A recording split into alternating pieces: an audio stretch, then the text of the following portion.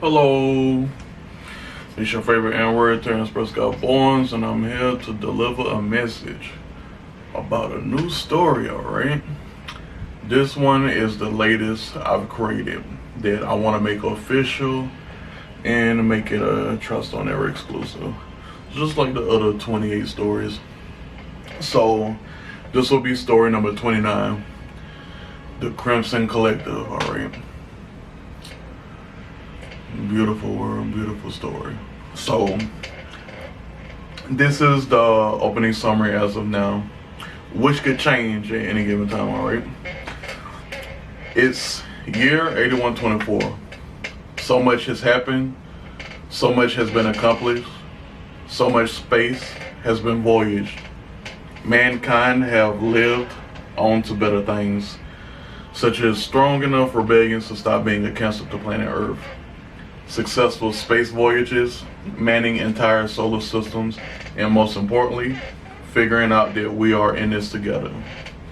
There have been plenty of ups and downs over the millennia, but humans find it lucky that no other intelligent life form exists throughout the 17 galaxies. Oops. So I forgot to change that from 17 to 13. Alright.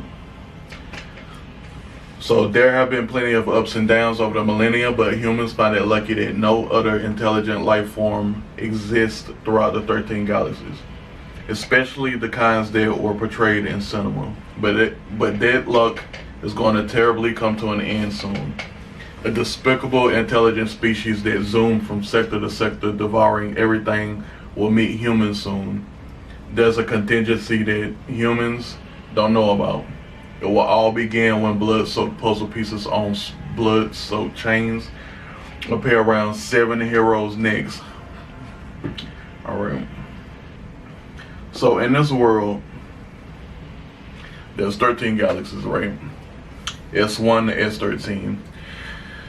The Milky Way being the center of it all, and then it's branching out to other ones. I haven't mapped it out all the way yet, but it's 13 of them with about 17 billion people per galaxy. There's space colonies, space stations, space cruises, entire planets manned, and there is more than one Earth. There were a bunch of crap, I forgot what word it is.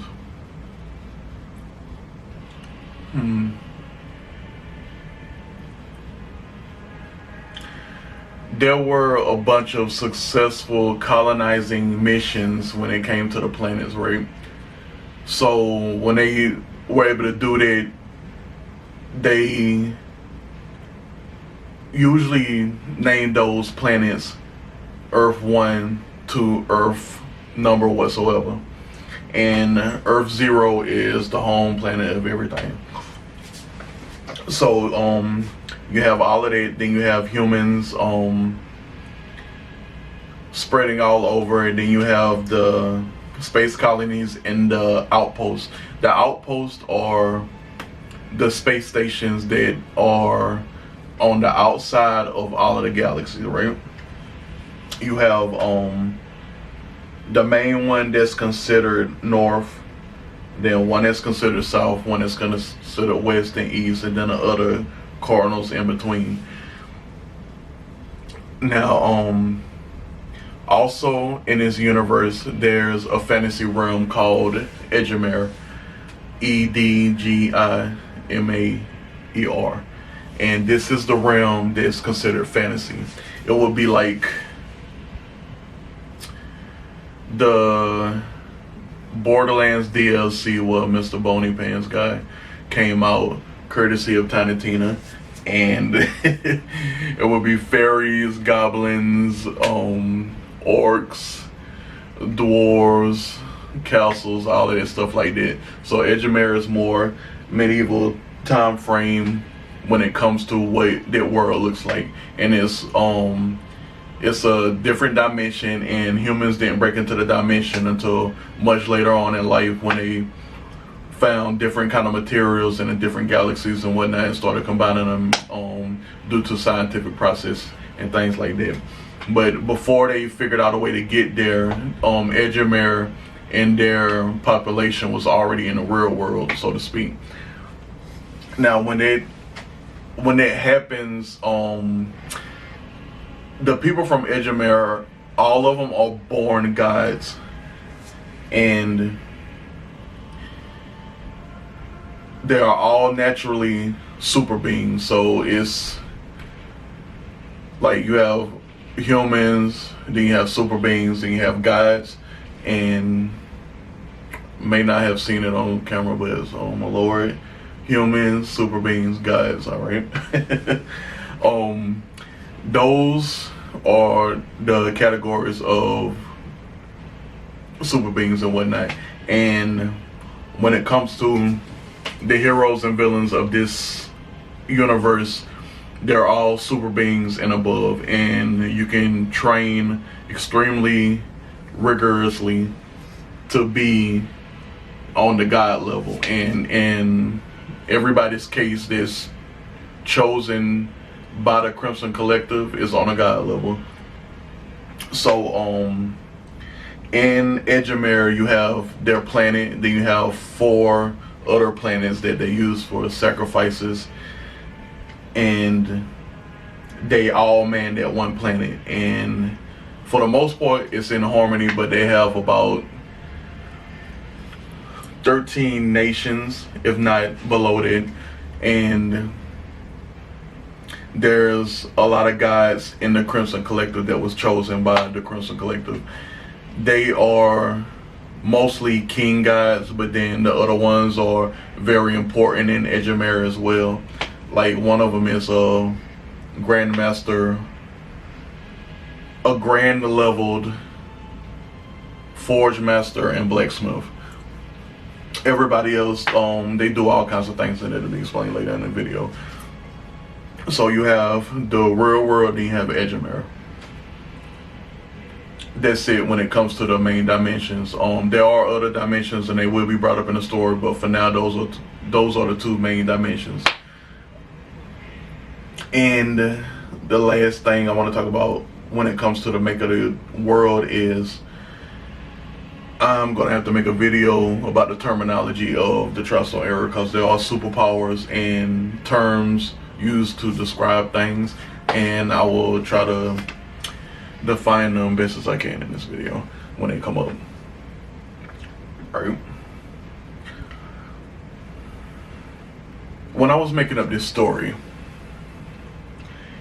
it was all fun and games in the beginning. I was just doing it for fun because it was a great way to pass time when I was at work, or whenever I was just sitting around doing that, waiting in waiting rooms, waiting in traffic, things like that.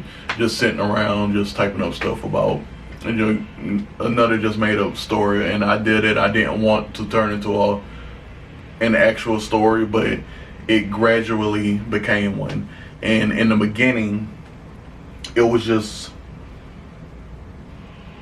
everybody was based off of somebody I knew, and it was just a fun way of doing things because I didn't have anything to do at the time besides work on my other stories, and I was, taking a break because you know how that goes. When you hit a roadblock on a project, you go and work on something else, and then let your subconscious figure things out, and then you go back to it. So the Crimson Collective just started off as something fun, and then it gradually became something more because I kept working on it, and then that's where the whole change from 17 to 13 galaxies came in, and I started compiling things, making things more simple, making the characters more concrete. And that's when it became a problem in January, and I was teetering on making it official or not, but then April 1st came around and something happened. So I made the story, and then I started taking characters away depending on what I wanted with how I wanted the story to look. And when I make stories official, I had these bases on how to create the universe. So all of my stories start off with 6 base characters, and then I make everything around them. So before the whole world is created, before superpowers are handed out, weapons are handed out, I make up 6 core characters. And let me see, I think the core characters was the one based off of me, the one based off of my husband, the one based off of one of the guys I was in the army with, one based off of my buddy up in Canada, one in Amsterdam, and I think the last one,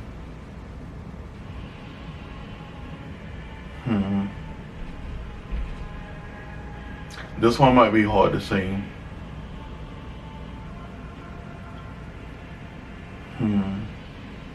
Okay, the last one was based off of my buddy in Great Britain, which is no longer in the story because he's already in another one of my stories. So, when I was making everything based around them, that's when I started deleting what I wanted certain characters to look like. And that's when, I guess, favoritism was brought into it because there were a lot of people I knew in it, and then they were taken out. So I was left with 28 people that were made into characters, alright? And these are highly inspirational people that have not been made into any other story of the Tri-Stone era, except for maybe my husband, alright? So he has multiple forms of my stories already. So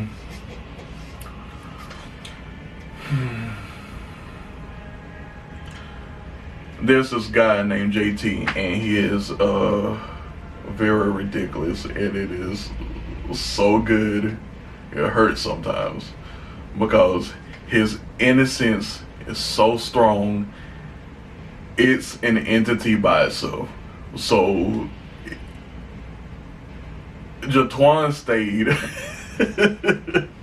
because Jatwan stayed, most of the people on the rugby team stayed of the Charlotte Royals. So it was a lot of them and some other people, and everybody is just, the inspiration is so strong with these people that sometimes they're in my meditative thoughts. And this is before I even started doing Crimson Collective for fun. So the ones with the most inspiration stayed, and then the ones with the most adventure stayed. And when I see their faces, it's just like I'm looking at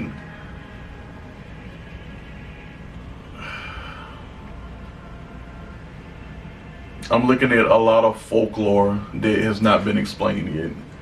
And I just like making up stuff based off of people's energy, and I have a lot of muses around the world, and some of those muses are in this story, and the muse factor just makes me want to venture out more. So when I was doing this for fun, it was kind of like a psychological therapy session in a sense, when I didn't have anything else to do and I just wanted to mellow out and do a whole lot of ridiculous smiling. These characters are so stupid. So let's get to the meat and potatoes, alright? Okay, these are the 28 characters that are based off of people. Dozer is based off of Kiwi, one of the major footholds of the, I wouldn't say foothold, I want to say one of the major anchors of the Charlotte Royals. His character is named Dozer. He's a sorcerer, and he's an NFL coach. He's in another galaxy of the story, not the original galaxy, but he's a sorcerer, NFL coach, superhero, and quite important, like he is to a lot of people in real life. And because of him, his wife is going to be an honorary character. I haven't developed her yet, but I know that she's going to fight with her hair and probably be a crystallization wielder, and that's going to be very beautiful. Okay, next one is Zero Skies. Zero Skies is based off of Jatuan. In the story, Zero Skies is known for making a zero in the sky and turning almost everything in the middle of the zero from ground to the ozone into a space region.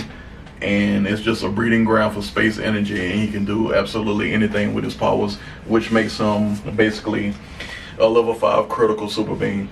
And when he's not in his alter ego superhero form, he's a silver screen action movie star. And the same goes for New Genesis, who is represented by Gary, and he's also a silver screen action movie star, but his superpowers are vegetation. And the reason why they call him New Genesis is because he has recently in that universe been announced as the highest vegetative wielder that has access to the Genesis plant. And then there's Dizzy, represented by Ricky, and if you know him, Dizzy fits perfectly. Alright, so Dizzy has rainbow as a superpower, and in the description it says Supreme Elementalist. Rainbow as a superpower: red, orange, yellow, green, blue, purple, indigo, all represent 7 different powers, and he chose well, he didn't choose, they all represent the same throughout all of rainbow, but he has 7 elements that he can use, which is very lucky for any super being. And when he's not a superhero, he's a child psychologist. Alright, so Crater is represented by Troy, and Troy is a mess, like a ridiculous, hilarious mess. And I made the character LGBTQIA ambassador and diplomat throughout all of the galaxies. So he's highly important, and he does a lot of saving even when he's not in his hero alter ego. Crater and his earth powers and his trilobite powers, which is this nasty insect that is horribly represented on a lot of alien movies as an out-of-control centipede, and he is incredibly powerful, and he's one of the god characters from Edgemere. Omega is represented by my buddy Boatwright. He's a spaceship racer and a bounty hunter, and a superhero whenever he's not doing it. His superpower is death, and he is almost cold as death, but he has a widely known personality because of his spaceship racer days and still being a champion. Teodra Morris is a lovely name. I made that up on the fly. It was beautiful. My head was like, it was glitter in the air everywhere, and I was like, wow, I have outdone myself, because Matt, who is represented by Teo, he calls himself Teo on Growler, and I just made Morris and made him essentially into a vampiric character, and he's an art transporter whenever he's not being a hero. Then there's Roughhead, who's represented by Jeffrey, and I miss him so. He had to move to Philadelphia, but besides being a king god, he's a video game developer, and His superpowers are hell related, so there's a lot of demonic tormenting, imprisonment going on with his superpowers, and he fights with katanas and machine guns, and it makes him excuse me, incredibly difficult to get close to. And another special thing about Roughhead is his entire mask for his costume, his headpiece is all red all the time. He has these red pieces over his eyes as well too, so it essentially looks like a red skull. Then there's Galtaz, represented by Martin, plays a politician in the real world, and he's a king god in Edgemere. He was separated from Edgemere early on to save the bloodline that was holding the throne at the time, and because he was sent to the real world, they was able to keep the family name alive that was holding the throne for that nation. But he's a very dangerous superhero that has a doll as a weapon. And if you know Final Fantasy X, you know that Lulu had all those dolls. His doll is almost the same way, but the doll has a personality, so it's a whole lot of shenanigans going on and wordplay and difficulty, but the doll makes his superpowers more powerful. And then there's Echoes, represented by Ricardo, who is a leader of the Yes Coven. So he doing all that Yes Queen shit and being the king of Brazil on Earth Zero.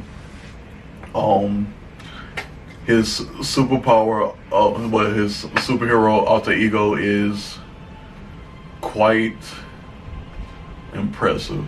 His force field game leaves almost everything untouched. It's ridiculous.